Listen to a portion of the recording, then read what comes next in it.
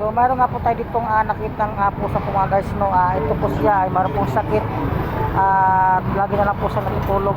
Dito lang po siya makikita sa may Mabini Street, Caloocan City, Barangay 33 po, no. Itong pusa. So mayroon po siyang sakit at ngayon po ay umuulan po, no. Sana nga po madala po ito sa vet kasi nga po ay malubha na po ang kanya pong sakit po, no. So ayan nga po, no, malubha na po ang kanya pong karamdaman at saka puro na po siya ginalis ang kanyang tainga. Sana nga po madala po ito sa vet at para maagapan po siya. Sobrang payat na po niya, no. So ayan,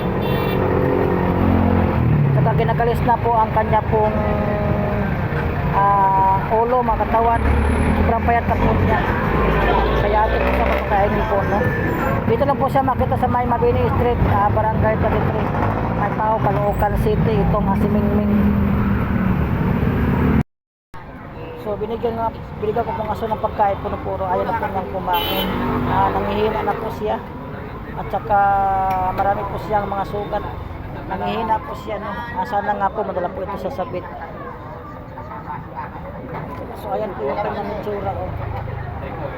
Nangihina na siya.